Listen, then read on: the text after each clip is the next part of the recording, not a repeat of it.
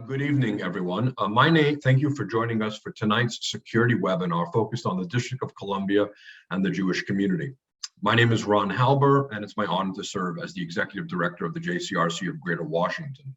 Before we begin, you should know that this program is being recorded. Also, if you want to access closed captioning, please click on the live transcript button at the bottom of your screen.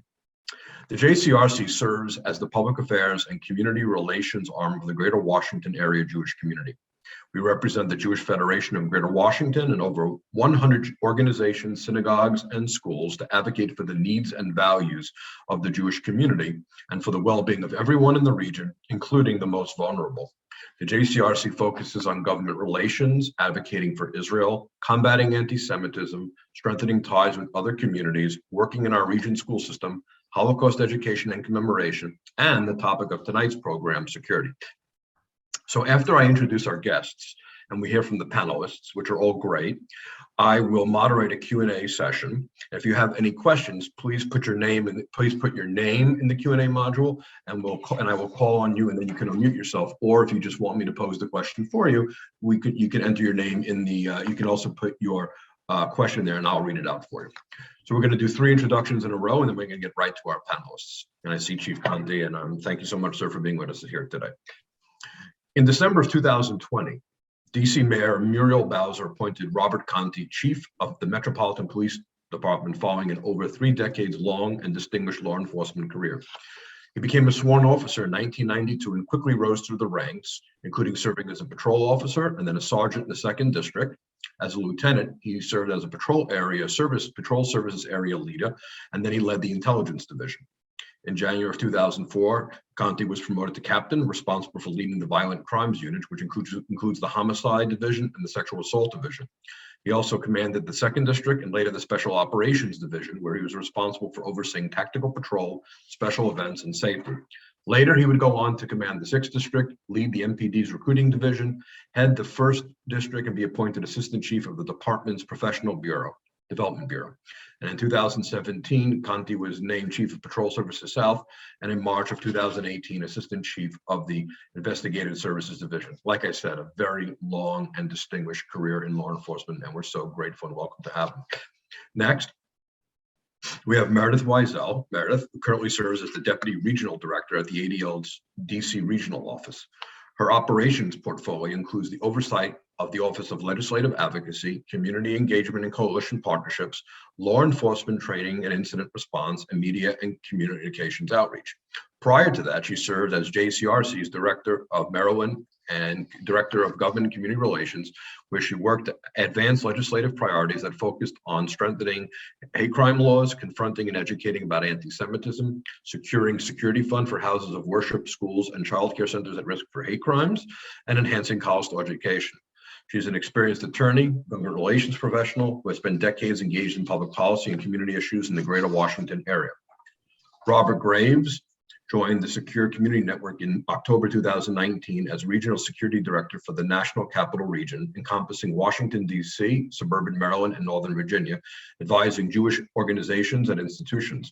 In this role, Robert also serves as Director of Security for the Jewish Federation of Greater Washington. Robert brings with him experience and expertise developed over a 35-year career, including 22 years at the FBI, focused on security and counterintelligence matters within the U.S. military, law enforcement, and the intelligence community. Robert came to SCAN from the MITRE Corporation, where he was a program manager and principal advisor for counterintelligence, law enforcement, and cybersecurity for U.S. government clients. Before I go on, I also want to note the presence of Thorn Posen, who is our chair of our DC Commission. Thank you, Sean. Thank you, Thorn, for your ongoing leadership. Chief Conti, if you would please join us and say for a few words. I see we have Captain Hung. Thank you so much, Captain, for joining us. If you would speak for a few minutes, then we'll go on to Meredith, then we'll go on to Robert, and then we'll open the floor for questions. Chief Conti. Absolutely. Thank you so much for the opportunity, Ron, to just speak this afternoon. I really look forward to the Q&A, but I will say this, the great thing about the role that I have in the Metropolitan Police Department, I get to really collaborate with people all across our city, many stakeholders from many different backgrounds representing, just a whole host of different issues that we see in our city. And the one thing that is common in terms of some of the best relationships that we have are those relationships that we have where there is clear collaboration and communication between the Metropolitan Police Department and the different entities that we deal with. In this case, the JCRC, Ron has the capability to, and he exercises this certainly, to be able to pick up the phone and call the right people at the right time to get things done. Most recently, when we had the situation happening in Texas, we were on the phone. I can't remember if it was a Saturday or Sunday. I think it was a weekend, but we were on the phone coordinating with all the national capital region chiefs just like that, because of a phone call. So I just can't underscore the collaboration and cooperation that has to be there for us to be successful, especially in the space when we're talking about hate. Some of the things that we've seen most recently here in the District of Columbia with the individual who put the swastikas over there on Union Station, at Union Station, on the grounds of Union Station. But again, the ability to be able to collaborate and communicate with our partners certainly, I believe, makes for safer DC, makes for safer institutions, makes for safer religious institutions across our city, and I'm just happy to be part of that collaboration with the seat that I'm currently in. So, Ron, again, I want to thank you for the opportunity to speak, and I look forward to engaging in healthy dialogue with the rest of the group. Thank you.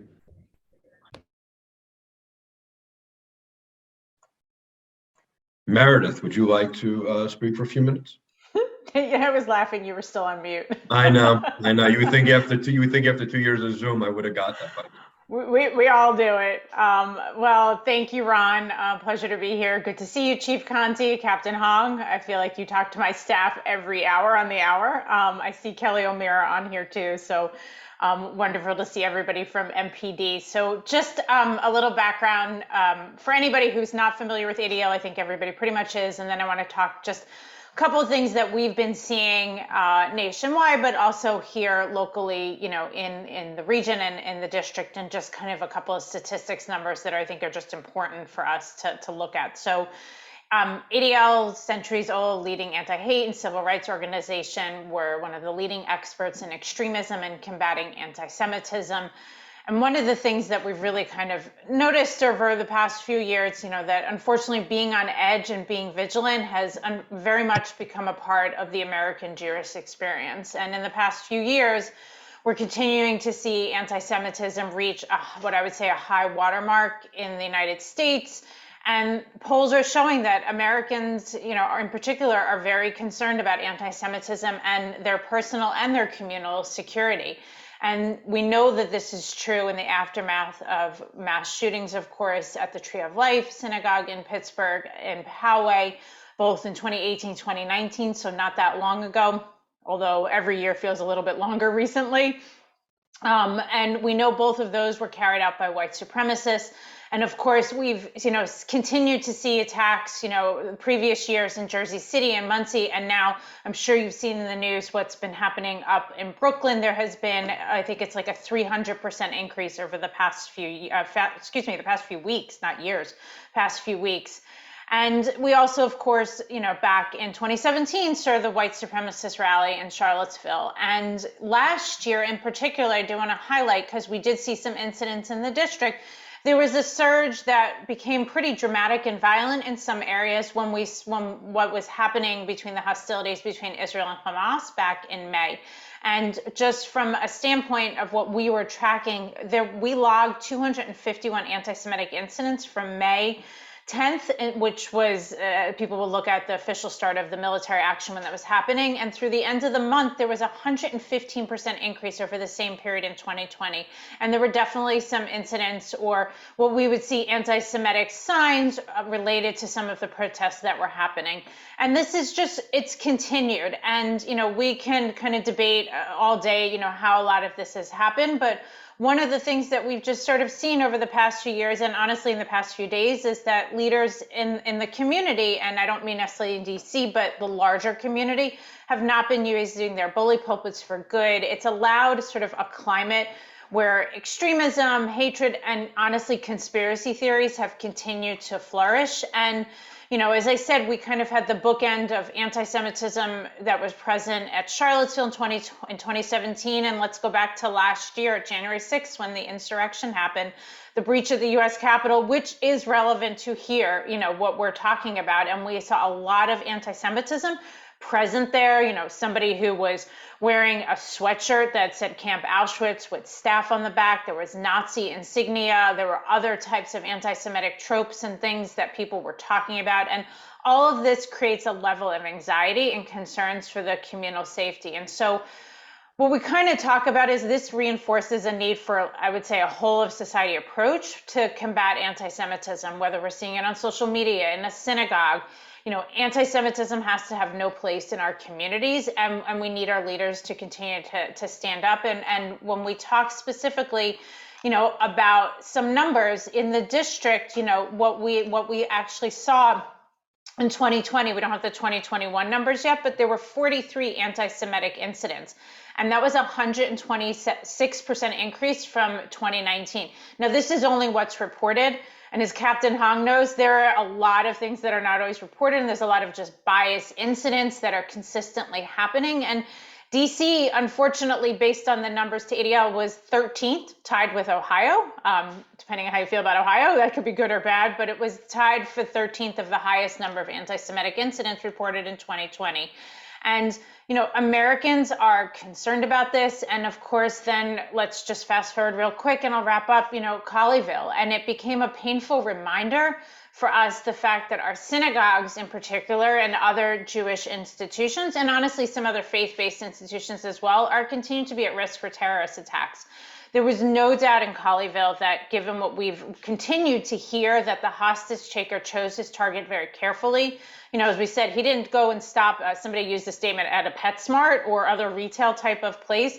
He was based on conspiratorial anti-Semitism, which is a core tenet of extremists across this country and actually across the spectrum. And so we need to keep this in mind, and it really reinforces the anti-Semitic trope that Jews have powers and influence over our government and what people are listening to and what they're hearing and stuff. And so it really just, we need to know that our communities are still at risk. But, the one thing that I want to say is, look, ADL, along with the JCRC, where I used to work, and SCN and the federations and other, community groups are working together because it's so important we just continue to provide awareness of the existing and emerging threats to the Jewish community, funding for, the nonprofit security grant programs, the local programs, and really just to coordinate the appropriate safety protocols that we can have together. So with that, I think I'm tossing it to Robert. Robert, take it away. Thank you, Meredith. Thanks, Ron. And thank you all for having me here this evening. I see a lot of familiar faces on the screen that we've worked with closely over the last couple of years, and some new faces as well. So let me take a moment to talk about Secure Community Network and what we do in partnership with the Federation here. SCN was established in the early 2000s by JFNA and the Conference of Presidents to ensure that the Jewish communities around the country had reliable, good, sound security best practice information and good threat reporting information. About 4 years ago, SCN changed its model a little bit and began partnering with individual federations to place a security professional in that federation to be that direct support to that community. And so here I'm here, and in normal times I have a deputy that helps mostly with the campus up in Rockville, but it also helps me at large. Right now I'm between deputies, as they would say, and I'm in the midst of hiring. Very promising prospects there as well. But the services we provide to the community in general, things such as facility security assessments, help with security planning, applications for security grants, identifying the measures that you're seeking funding for, the best fit for purpose for your organization. As I said, developing those security plans, working threat assessments when we get troubling emails or phone calls or letters or pamphlets. With those, we work very closely with Chief Conti's team, particularly Captain Hong. David and I probably talk 2-3 times a week on average. It goes in spikes and valleys from time to time, but we work very closely together. And between ourselves and ADL and MPD, anytime there's an incident, it's usually one of the three of us letting the other know and getting the wheels turning in our respective zones of expertise. I also do a lot of training in the community, the active threat training and situational awareness training. Many of you, I think, were on our webinar 2 weeks ago now, the national webinar on our new module on situational awareness. And you've seen the press reports from the rabbi and the vice president of the congregation in Texas who talk about the value of the training they had fortunately received in the months and weeks ahead of the incident, the hostage taking just a few weeks ago. Those are the kinds of services I provide locally. And we continue to work. Again, we work with every organization in the community, identifiably Jewish, faith-based, not-for-profit. I'm a community resource. The Federation has already paid for my services. All it costs an institution is the time. And hopefully you'll be happy and I'll get a thank you out of it. But beyond that, there's no cost to the institution itself for my services. With that, I'm going to turn it back to Ron so we can answer some questions. Great. Thank you. Thank you, Robert. Very much appreciated. Meredith, thank you very much as well. And thank you, Chief Conte. I wanted to get started. First of all, give everybody a chance to put some questions in the box. My first question is, Chief, what keeps you up at night most, worrying about the security of the Jewish community? And how is it different being the police chief of the nation's capital, where and also having to protect a local Jewish community? I mean, not a police chief of the United States. I'm thinking Tom Manger's capital. I'm thinking you have the capital of the United States, and also having that burden of doing local protection. How does that make the efforts of protecting populations, if at all, more complicated? Yeah. So the thing that keeps me up at night, quite frankly, Ron, is just it's that lone wolf, right? That one guy, as we saw in Texas, that one guy who, for whatever reason, decides to carry out an act of violence, an act of hate anywhere in our community. Those are the things that are sometimes very hard to predict. It's, despite the wonderful collaboration that happens between ADL, MPD, JCRC, and others, that one motivated person coming into our city and carrying out an act, that's the thing that keeps me up at night, to be honest with you. Right. I do take comfort in the level of, in that same space, I do take comfort in the level of collaboration that happens. I started out at the very beginning talking about that, and just to hear Robert and Meredith touch on the fact, how they talk to David Hong more than I do, right? I mean, but the fact that they are engaged in weekly conversations with the law enforcement entity that's primarily responsible for the safety and security of all of those that are in our beautiful city speaks volumes to me. That does not happen everywhere. It just doesn't happen with every police department everywhere. But we have postured ourselves in a way that this is certainly a priority. We recognize the importance of it, not just to our local communities, but as we saw what happened in Texas, that becomes an international story, right? I mean, you add to that the layer of Washington, D.C., again, international story right here in our nation's capital. But for us to continue to work together to make sure that, and I'm thinking back to Meredith mentioned something about January the 6th, and I'm thinking about how our partners outside of some of the normal channels that law enforcement use, our partners are tracking a lot of this hate, a lot of these things that are happening on the internet and the dark web, and are able to really collaborate with the police department to share that information, right? There's certain limitations that we have. Another thing that kind of keeps me up. So, it's sort of like the blind spot, but to know that you have, organizations like JCRC, ADL, and others in this particular space that really have in policing, as we say, have your back, in this. I mean, you guys are not allowing any information to come in that we're not going to be made aware of. And I appreciate that. That is something that we must continue to do. We must find ways and not get complacent in law enforcement, just in general, not get complacent with what we have in place, but to figure out how do we make it even better? How do we continue to build on the collaboration and cooperation that we currently have? I want, we in the Metropolitan Police Department, there's certain triggers. For example, when there is something that's happening, whether it's Pittsburgh, Texas, whatever, there's communication that goes out to all members of the Metropolitan Police Department. Here's a list of all of the religious institutions in your specific area of responsibility, high visibility in those areas. There are communications that are happening there that I believe that brings me some comfort, despite those things that keep me awake at night.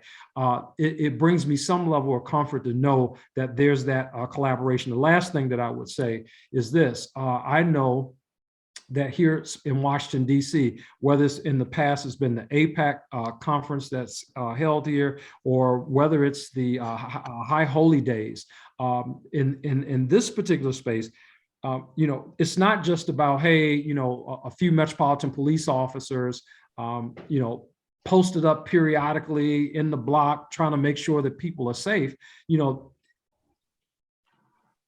various houses of worship throughout Washington, D.C., what I've seen is, they take it upon themselves to form relationships with police officers, to have security there, to make sure that things are just safe. And I just think, again, I talk to my colleagues all around the country, and that just does not happen in every place. So I'm appreciative, again, for the partnership, for the coordination and collaboration. I hope that answers your question, Ron. It does. Thank you, Chief. Let me ask Meredith, Robert, what keeps you guys up at night in your job about the concerns about what keeps you up at night about worrying about Jewish communal security in your portfolios? You want me to go first, Robert? Go right ahead. So I would say right now, as much as social media can be a wonderful thing, it also can be a cesspool, and I will use that straight word, because it has allowed, a lot of conspiracy theories going around, and we are seeing old anti-Semitic tropes sort of reinvented in new ways and stuff. And it ends up becoming a display of a normalization of less damaging forms of bias, which then becomes sort of lays this foundation for people acting on that bias, discriminating, and eventually becomes violence, like what we saw in Colleyville, what we saw at Tree of Life in Pittsburgh. And, just by way of example, when the COVID virus first started, we saw a ton of numerous and I would say alarming trends online that were accusing the Jewish community, Jews like as a whole, for starting and spreading the virus, then profiting off the virus, then making a vaccine and exploiting the market volatility related to the vaccine. And people just start believing that kind of stuff, and it spreads not just even on the dark web, but on mainstream social media sites, on Facebook, on Twitter, on Instagram. And that just it continues to fuel the fire, I would say. And, there are, we know that on things like 4chan and Telegram and Gab and a few others, that is consistently happening. But the fact that some of that is on the mainstream and it becomes viral like a virus, it has an impact on the Jewish community, because so much of it is saying that the Jewish community's fault for X, Y, and Z. And so the lone wolves, like what Chief Conti talked about, are the ones who are hearing that, and want to essentially act on it, which is why, the terrorist who attacked Congregation Beth Israel, he believed that he could actually call the chief rabbi in New York, who was the chief rabbi of the United States, and get a terrorist prisoner released. So that kind of stuff, that's honestly what worries me the most, is the conspiracy theory stuff that is out there, because mainstream people even are believing some of it because they're looking for a scapegoat. And what's easy? The Jewish community. It's always been, and it is just continuing. And it's like, we used to think it kind of ebbed and flowed, and now it's been on this consistent uptick, and it doesn't seem to be stopping. And I think that is a problem, and that's why our institutions are at risk, because somebody knows, here's a synagogue, I can walk in there and, hold people hostage. So that honestly is what keeps me up at night. Robert, what keeps you up at night? Thank you, Meredith. Ron, I think I'd rather take a page from the chief and talk about what allows me to sleep at night. And that is every partnership that we form with a community organization. Every time I do an assessment for a facility, we do a training at a facility, we coach them through developing their security plans. I see them engage with their local police district chain of command and their local fire stations and EMS. Every time I see another piece of that system that for our community strategy, I get a little bit more rest at night. It's when those professional leaders and lay leaders and rabbinical leaders become engaged in the process, take it on as part of their responsibilities, and make those little steps. Every little step, I think, should give us all a little bit of comfort and a little bit more ease at night. Every time a new organization calls me, I get a little more comfortable, a little better able to rest. There is no rest in my work, but we buy it with those efforts, and I appreciate the partnership that each one of you are already engaged with has brought to the table. Those of you who are engaged on your own with Chief Conti's team or with other security advisors, if you may have them, that's what allows me to sleep at night. I thought those were really three very, very interesting answers, and very interesting about how they each come from your area of portfolio. I mean, Meredith is talking about how is worried about the social media, and you're worried about Robert and your job about every time you get another institution, how it makes you feel better that we're adding more people in the community aware. And Chief Conti is talking about communication. But yet, it's interesting because it all comes down to, I think one of the things we've all been concerned about is the lone radicalized person, which has been what we've seen in Muncie and what we've seen in Tree of Life and what we saw in Poway. So my question is, and this comes from the chat box from one person here who said, how can we as members of the Jewish community be most help with our own security? How can we be most proactive?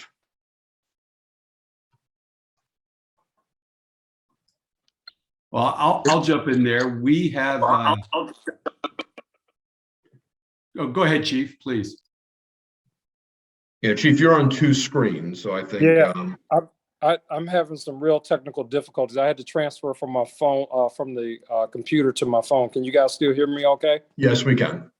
Okay, wonderful. Yeah, so just I think that there has to be a concerted or continued effort to make sure that our facilities, the institutions, that simple things, right? Like cameras are working in those spaces. Robert talked a little bit about, like how they help out with the physical security assessments. That is huge.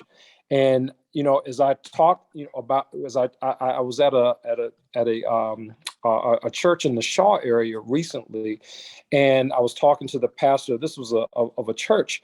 And I was just really kind of pointing out, he was asking me about the security question. And, there are a lot of, just things that I think people, take for granted sometimes, whether we are feeding the homeless in some, places, or, just kind of, want to have that open field where people can come and worship and that kind of thing. There's some basic things in that space. And I think like physical security assessments to ensure cameras are working, the locking mechanisms for doors, that there are pre-planned responses in place. For example, if, for example, there is an incident at a location that similar happens, that could happen anywhere. How are we practicing that? What would this congregation do if similarly situated? How would we respond to that? Right? We have these incidents that have happened, really around the country. And I think that there's a space there to use those as learning opportunities to make sure that we are able to build upon those things and make our institutions even safer as a result of that knowledge. I know in Texas, they had a really great relationship with the police chief there. I mean, it's not a huge department, but not for that relationship and some of the lessons that are learned kind of as we look across the national, international landscape there. I think that we have to just continue to build upon that and utilize those professionals that, like the services that Robert offers to make sure that everybody is taking advantage of that. Meredith, Robert, would you like to add to that? I'd like to echo what the chief said. It begins with that assessment of your facility or your organization if you don't have your own facility. That gives you a snapshot of where you are today and helps you map a way forward.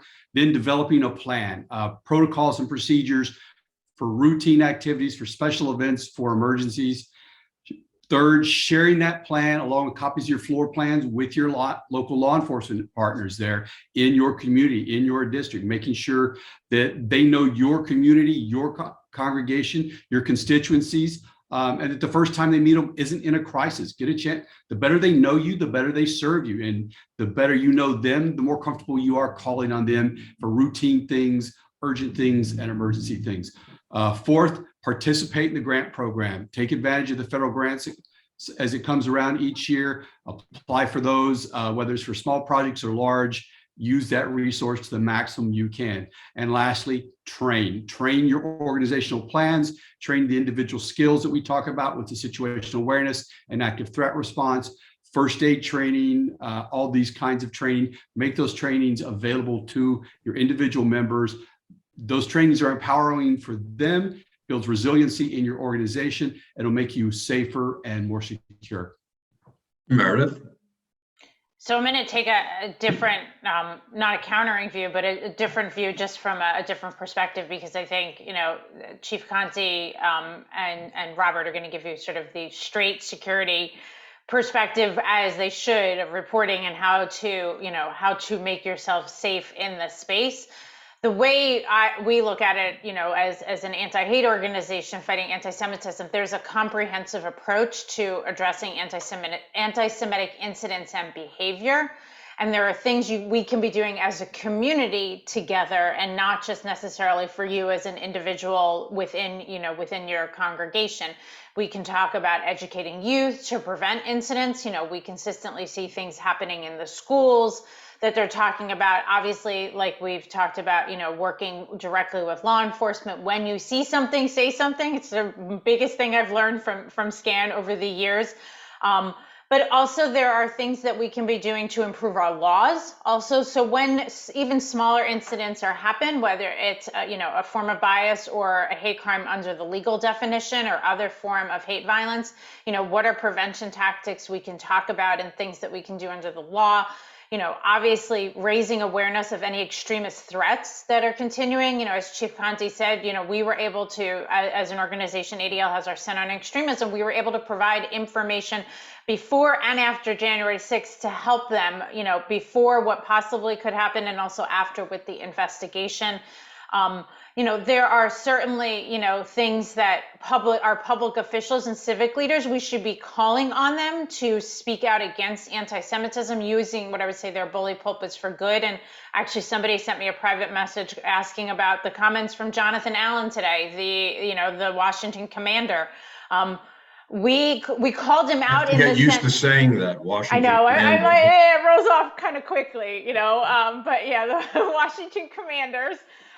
But he made a statement related to Hitler today, and saying somebody said, if you can invite 3 people to dinner, and one of the people he said was Hitler, and then he went on further and to say the reason why is because he thought he was a military genius and he wanted to know what he was talking about, and he didn't realize how those words can impact the community itself, and that something like that, so it's. Whether, and he apologized very quickly, but it's like, we need this, I call it the council culture, not the cancel culture. Jonathan Greenblatt, our CEO, has been using it. Like, when things like that are said, we need to talk to, whether it's a celebrity or honestly another kid, about how that just impacts, because again, it goes back to what it fuels. And so we really need to be working on anti-bias things within the schools, Holocaust education, all of that together, provides a way to, prevent. It's a prevention tactic, but also it's just an education of the community. So, when you see an incident, or, protecting your institution, of course, report. Again, if you see something, say something. There are certain cyber safety things that you can be doing also, not just physical security. But participate in the process. We can only do what we can together. So there's a question that was posed by Dava Shub, who's the director of the DCJCC, and she asked about grants. And I think this is something that I can answer right now. Depending on your location, whether you live in Virginia, DC, or Maryland, the access that you have to government grants differs. And in DC, the only thing that is available right now is the National Security Grant Program, which is a federal grant program, which is eligible for all nonprofits in the United States. In Montgomery County, we just became the first local government in the United States to approve a grant program that provides operating funds to Jewish institutions. In other words, in most places, not in DC, but in most places, I would say there's in 17 states, so it's not most, about a third of the states in the United States offer a state grant program where you can get money for capital improvements. Everybody can obviously apply for the federal, but in Montgomery County, we did something different, which is where we developed this program, and about $500,000 of that 700,000 has gone to the Jewish community. And that money is primarily for training, but the overwhelming majority is to hire off-duty police officers to be present during times of high usage of the facility, whether it be synagogues or organizations. One of the things we'd like to do this year is either this year, it may be a little too late this year as the budget process, or we do it for next year, is we would like to establish a grant program in the city that would provide houses of worship up to $20,000 or $25,000 a year or so to help them subvent the cost of paying for off-duty police officers. Because in the Jewish community, because as we've heard about, as we have become more and more aware, and we see the trend that the greatest threat to congregations is the lone self-radicalized gunman, we know that the presence of police officers has deterred these would-be assailants from going into other institutions in the past. We know that when the Los Angeles JCC was attacked in 1999, I think it was, the person who did so first checked out several synagogues and saw police in front and didn't want to go, so they were deterred. So I'd like to know, Chief Conte, I don't know if it's putting on the spot. If you can't answer the question, don't answer it. But what do you think about the idea, the possibility, the probability of the idea of DC providing government grants to help hire off-duty police officers to protect nonprofit facilities? If you feel that's within your wheelhouse to comment on. Yes, it's not within my wheelhouse, but I will say that I think that when you talk about matters of public safety, that people will certainly listen to something that makes sense. And whatever that grant looks like, or maybe it's a reduced rate or something like that, or something to offset whatever the hourly rate is for police officers. I don't know. I'm just kind of tossing some things out there, but certain that if we certainly know that in the past, police presence is something that has been a deterrent, that people would be willing to listen to that, and I'm certainly open to the conversation. Yeah, we were pretty at the JCRC. We were pretty through. It was a 2-year process that was maybe a little bit more than 2 years that was stalled by COVID. It was just, it's just like COVID still was a disruptor for everything else. But for many of the congregations, I would say for the majority of congregations, getting the vast majority of congregations or Jewish organizations getting $20,000, $25,000 a year from the city, as they are now in the county, 44 Jewish organizations, really does provide a great deal of hours for during Shabbat, the Sabbath, and the high holidays, and maybe during pick up and drop off for school. So the next question came in is saying, what do you think we should be doing in the Jewish community more to get support from our non-Jewish neighbors in the fight against anti-Semitism? And what role can the police department play in combating anti-Semitism? Chief. Yeah, so when we talk about getting other people involved. I think, Meredith kind of, touched on it earlier. I mean, everyone really kind of using their platform about hate is hate, and when I look across the landscape of Washington, D.C., I don't want to see it at a church. I don't want to see it at a synagogue. I don't want to see it at a mosque. And I think that people are certainly, more open to the message, coming from just community members when things are, or when it's approached from a collaborative perspective, right? It's not just, oh, we're focusing on this group or that group. We're saying hate is wrong, period. And I think the more that people are able to really hear that message from those that are in positions of leadership, from me and from others, regular community members, the org that certainly represent those that are impacted by it, and building on those relationships as we do that, I think, that's the spot where, where you really start to see that message reverberate through communities, right? So the guy who's sitting over here who may not go to Shabbat, certainly, he goes to whatever, he goes to, he belongs to a Baptist church, but it's a real, for him too, because a lone wolf could very well walk into that facility. So again, I think that, the more inclusive we are, and really, focusing on the issue of, and how people are impacted by that, I think that really resonates with people. Thank you, Chief. Meredith, Robert, would you have anything to add to that? Yeah, I mean, look, so interfaith and intergroup work is probably one of the most vital things in our community today.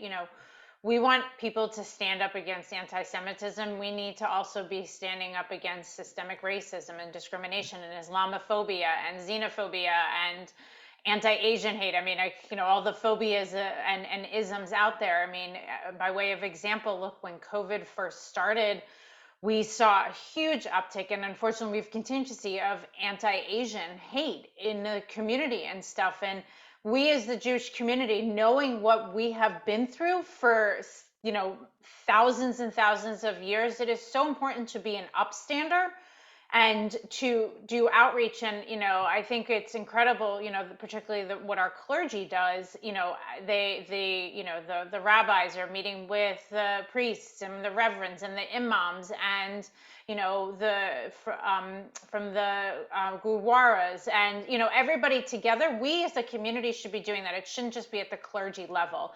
We should be talking to our neighbors. The saying is, we're stronger if we fight hate together and call out for justice. So the more that we as a community can continue to do that, the better it's going to be in the long term. And that honestly, I mean, it sounds so simple, you would think, but it's not always. Everybody's not always willing to lend a hand and be there. But I think back to what happened in Colleyville, what happened to some of our synagogues here in the area when they've been attacked. We see everybody come together for an incredible vigil. I mean, I remember with the JCC with the bomb threats when it was still JCRC, and seeing on stage all of the clergy from all over. After Pittsburgh, it had yes, Israel. I mean, it's an incredible, and then the bomb, I was thinking of the bomb threats too. Like, it's an incredible sight to see, and that we should be continuing to do, because that, honestly, hate is hate, no matter where it is. Yes, anti-Semitism is on the rise. Yes, it is, unfortunately, when you're talking about religious-based crimes, it is one of the highest. But Dylan Roof, think back to South Carolina, walked into a black church, and they were welcomed him in because they thought he wanted to worship with them. And then he shot, a bunch of people, or he murdered people. I mean, that, and when things like that happen, we need to be speaking up as a Jewish community too. Yeah, I always tell people, I say hate is a disease. And Exactly. it doesn't matter who it's directed at, and the medication is working together, as each one of you said, collaboratively with communication and proactively. Robert, do you have anything to add to that? I think it's been well said. All I'll say to cap it off is good neighbors build strong communities, and strong communities make us all safer. Great. Chief Conti, would you like to introduce any of your colleagues who are on the line and let them speak to us for a minute? And then if anybody has any last minute questions, please put them in the chat box. And if not, we will then close down the program following your introduction, and maybe if your colleagues want to speak for a moment. Absolutely. I'm sure if Kelly wants to speak, but really, David Hong, I almost feel like he needs no introduction. But David certainly does a yeoman's job in this space of our special liaison branch. In fact, when I promoted him from lieutenant to captain, normally we would move members to other assignments. But David has just done such an incredible job in this space. I felt like it would be robbery to move him someplace else, and decided to leave him in this position. And he has just been leading them and building relationships and continuing to build relationships. So I'd like to give the floor to David just for a couple of minutes, and he can address that he wishes. Thank you so much, Chief. I really appreciate it. It's good seeing everybody. I recognize a lot of names on this, and I feel honored being on this. I just want to start by saying that, I really take a lot of pride in working with you all. As Meredith, Robert, I know Vicky's starting to see it now. I truly enjoy being responsive to you guys. I want you guys to feel that we're always here to help you. I always try to be as transparent as possible, so the community feels safe, right? And so I just want everyone else to know that if you guys want to reach out to me or the special liaison branch, we would provide the same service. We're all in this to, stop hate, figure out ways to work together. Meredith, you brought up a good point, and although it might not fall on all the police shoulders, like connecting other communities, like other interfaith establishments, is a part of my job. And you guys see that. I work with the mayor's office. I bring everybody in when there's an incident. And so we got to work it together. I won't go on too long. I know I can talk forever, but like I said, I just want to say hi to everybody. I recognize a lot of people. Feel free to contact me, share my information. Meredith, Robert, I tell you guys all the time, my phone number, my email. Feel free to reach out. I'll respond right back to you, and let me know if you guys need anything, okay? Thank you so much. Thank you, Captain. Let me also point out, because she just came on the screen, our very extraordinary professional, Vicky Fishman, who heads up our DC efforts with government and community relations. So thank you, Vicky, for joining us. She is the go-to person to JCRC in our DC and Virginia efforts. Kelly, I'm sorry, I don't know your rank. Hi, I'm a civilian. My name is Kelly O'Mara. All right. Thank you so much. Ma'am, thank you. Oh, that's fine. That's great. Thanks so much for hosting this tonight. I've been fortunate to have been tapped to oversee what we call our special liaison branch since 2016. And one of the reasons was because my unit specializes in change efforts within the department. And fortunately, I've had great people working with me. Before David, it was Lieutenant Brett Parson. And, they have really worked to do, I think, an outstanding job of strengthening the relationships that we've been talking about all night. So, I don't have to, I don't interfere with anything that David is doing. He is doing a great job. And so I applaud the relationships that you all have built. And that's what we're really here to do. So thank you for being our partner.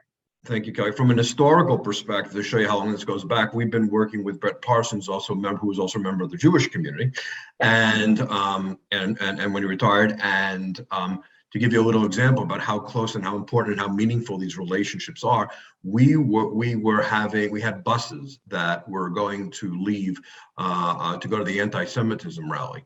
And we were going to try and get the police department to come down. And Brett said, "Don't worry, I'll come down myself and provide security." I mean, that's how warm the relationships got, that we, and I and I have to thank you. I mean, when I speak with my colleagues around the nation, Chief, they all don't have the same level of relationship with their police department that we do, nor do they enjoy the same wonderful relationships that I do with my colleagues in Robert and Meredith. I mean, it's just that we're very lucky here.